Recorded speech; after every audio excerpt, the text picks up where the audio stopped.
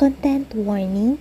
This part of the sun and moon contains self-harm, somehow a well-described one, and mention of blood.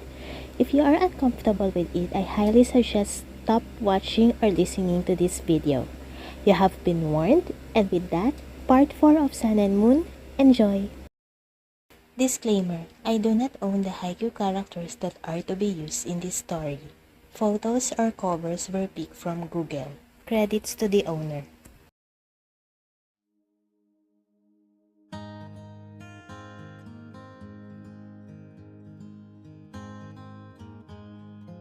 Tsukishima tried to look or reach for Hinata, but he could not find him, as if Hinata had vanished into thin air. He tried to ask everyone in their circle if they had news about the latter, but everyone didn't know where the orange-haired boy was. He kept trying to ask Kageyama, but the latter kept ignoring him whenever he asked. He also tried to ask Hinata's parents, but whenever he tried to communicate with them, they kept asking about the divorce paper which he had already burned. He also asked his parents for help, but they didn't want to help him. They sympathized with Tsukishima's regret, but they also valued the Hinata family's decision to secret where Shōyō is. Hinata is situated in Brazil. The first week was quite hectic. He met his coach, who was also the one who made a brief tour around the city, and introduced him to his roommate Pedro. After the short introduction, Pedro simply nods at him as acknowledgement and then returns to his room. He already had a schedule of beach volleyball training, which will start the following week. He easily found a part-time job as a delivery boy in a pizza parlor. He kept himself busy, to make himself occupied with everything, to make him distracted from those intrusive thoughts that keep lingering. Even though at the end of the day, those thoughts he kept ignoring will come crashing full force when he hit his bed. Nothing changes in his routine. Almost half-day volleyball training, then instead of studying this time around, he goes for his part-time job. He kept his cheerful attitude outside as he enjoyed the training and the part-time job. Well, not until he came back to his apartment. Whenever he came home, it was silent. He had minimal interaction with Pedro, but Pedro usually just ignored him. Hinata was fine with that. They are total strangers after all. It just reminds him about his life back at his matrimonial home, which was quite bad for his mental health. Nothing to distract him at night, those intrusive thoughts starts to invade his mind. Thoughts that jumps from each different scenario, much worse than the other, which was accompanied by that pain in his chest, which he has already accustomed to. It will always be a sleepless night for Hinata. Even though he is tired, his brain won't get tired of thinking how weak, useless, and annoying he is. Maybe that was the reason why Tsukishima was able to straightforwardly reject him, even without trying. Maybe he doesn't deserve to give and receive love or even friendship. A stream of tears falls from his eyes, and he softly sobs, too afraid to disturb the silence. Pedro doesn't need to know how pathetic I am. He sits up from his bed and heads to one of the corners of his room. It is one of his ways to find comfort whenever his bed is an uncomfortable place for him. It is the only place he feels he can belong, where he can find peace. It is one particularly bad day for Hinata. He felt everything wasn't right. He kept messing with his training, which led to his early dismissal from his coach. He does not have work to keep him from spiraling, so when he reached the apartment, he comes knocking at Pedro's room. With his remaining energy, he asked, "Hey Pedro, do you want to join me for dinner? I can cook you something." Pedro removed his earphones and stared at him. "No, I'm studying." "Oh, okay. Sorry to disturb you." He closes the door of Pedro's room, then went to his room. He scanned it, looking for something to distract him, but found none. He took a shower and lay in bed, staring at the nothingness of the room. He felt numb from everything. He stood up and went to the corner of his room like usual, but the comfort he always felt wasn't there. the wettest in his face as tears continued to flow as he stared blankly. He doesn't sob. His mind runs miles and miles away from his body. Even the constant tug in his chest wasn't present at all. He blinks, and he tries to clear his sight as he stares at his bedside drawer. It is like an afterthought as he crawled towards the drawer and pulled a sharp blade. He stared at it blankly. He didn't know or understand what he had to do with a blade in his hand. He just stared at it, letting his instincts do whatever they wanted to do. He just watched as his hand moved towards his wrist, dragging the blade. First, it was shallow, and then it was a little deeper. Each slash of the blade in his wrist was becoming deeper. Nothing. He felt nothing. Why? Why I can't feel anything? He lost count of how many slashes he made. He just continues to assault his wrist. He starts to get scared, and he can't feel any pain at all. It's supposed to be hurt. It should be hurting. Why I can't feel any pain? Did I already lose my sense of touch? No, it can't be. A single sob that finally broke him from his spiral. His eyes widened as he stared at his wrist. Blood continued oozing from his wrist, staining his carpet. He dragged his blanket and pressed it on his wrist, trying to stop the blood. What I have done? He laid himself on the floor while pressing tightly to his wrist. Black dot starts to blur his vision. He exhaled as he thought, this is for the best. He was awakened by the sound of his alarm. He rubbed his eyes and yawned. Why am I on the floor? He stared at the mess he made last night. The dried blood on the carpet and blanket. The fresh wound on his wrist. How am I supposed to remove these blood stains? He stretched his arms as he yawned. A trickle of blood was easily formed on his wrist when he stretched. Oops.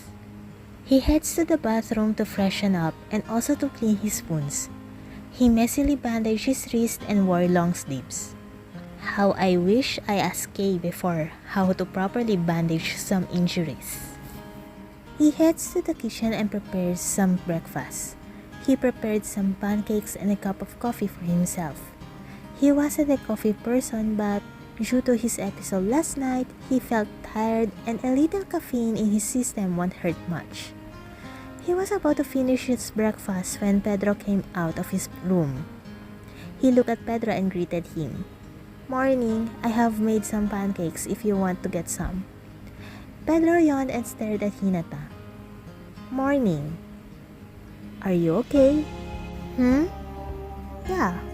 Why? He asked as he sipped his coffee. It's like... Pedro stares at the digital wall clock in the kitchen. 30 degrees Celsius and you are wearing long sleeves which I haven't seen you wearing, not until now. Are you sure you are okay? You are not sick? Hinata shrugs. Yeah, I just feel like wearing a long sleeves. Pedro stared at him for a while before accepting his answer. It was his rest day from practice, so he is having a whole day doing his part-time job. He wore a t-shirt and shorts, and for the first time, he wore his compression sleeves, which his roommate gave a suspicious look, which he ignored. He heads to the pizza parlor and starts picking up the boxes of pizza to be delivered. His colleagues gave him an odd look. Usually, Hinata chats first with anyone he sees when he arrives before he starts the delivery. They never thought that Hinata had gloomy days, to be honest. It was the end of the day and Hinata was beyond exhausted and starving. Somehow it became a busy day in the pizza parlor, which wasn't helping with his current state. He doesn't even know how he managed not to break down. He stopped in front of a hot dog stand. He was about to order when he noticed that his wallet was missing. Shit, I lost my wallet. That will be all, the cashier asked. I'm sorry, please cancel my order, I lost my wallet, sorry, he said as he excessively bowed and walked out of line. He sighed. I'm so hungry. Eh? Chibi-chan? Hinata was surprised to hear someone speak his native language. He looked around and found Oikawa-san? Whoa, I will never think to see you. What a small world. Tears were threatening to fall, but Hinata was able to hold it. What are you doing here? He asked. We just had a practice match around here, so since I saw you, do you have any recommendations on where we can eat and have some catching up? Oikawa asked as he put his arm around Hinata's shoulder. I do know a place. Come on. They headed to a small cafeteria near the beach. It was cheap but tasty. Itadakimasu! So, Chibi-chan, how is it going here in Brazil? It's great! I quite enjoy playing beach volleyball. I also got a part-time job here, so everything was fine. He smiled. He stared at Hinata as the latter enjoyed his food. There is still the enthusiasm Oikawa knows, but there's quite missing. Say, do you want to try my toss? Hinata was surprised by the sudden offer from Oikawa. Really? Yeah, and maybe you'll choose me as a better setter than Tobio-chan. Let's see. Are you up for beach volleyball? Hinata asked. Of course. It is still volleyball. Oikawa agreed. Yeah, it is. Hinata giggled. Why are you laughing? Nothing. It is just that you have the same answer as Tobio. You are definitely soulmates. Is it a compliment? Oikawa asked, which Hinata shrugged. Anyway, Oikawa-san? Yes, Chibi-chan. He came near Oikawa and then whispered. I lost my wallet. Can you pay for the meal? Eh? Chibi-chan! Hinata giggled as he stood up and headed to the door. Thanks for the food, Oikawa-san. They head to the beach and find Hater and Nis. Sunny, dear! Nis shouts as she waves at Hinata. Nis, Hater! Hinata waved back. Hey buddy, how are you? Hater asked. He notices Oikawa and adds, Oh, you brought a friend. Hi! Hello, Oikawa said in Portuguese. Oh, you speak Portuguese. Not really, just that Spanish has a resemblance to Portuguese. Oh. Hinata looks at Hater and asks, Do you mind playing volleyball with us? My friend wants to try beach volleyball. Sure. Have you taught him the basics? No need. He knows how to play volleyball. Hater was skeptical but he made it slide. They played a few sets. At first, Oikawa was a little frustrated since beach volleyball had a little difficulty compared with indoor volleyball. But since we are talking about the Great King, he is a fast learner like Kageyama. Hinata had fun playing, especially having a familiar face beside him. That was fun. I know, right? Volleyball was always fun.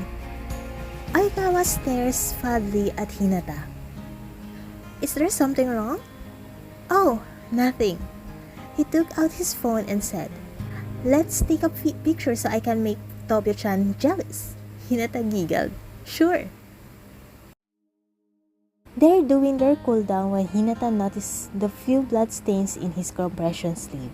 Shit. He wore black compression sleeves so it wasn't noticeable unless someone stared at it. He suddenly hides his arm so no one will see the blood stain. So, I have to go back now to our hotel. Oh, okay.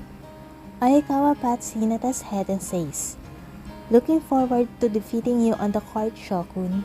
Hinata's eyes sparkle with joy, which makes Oikawa surprised. It was the first time he saw an expression from Hinata. Can I hug you?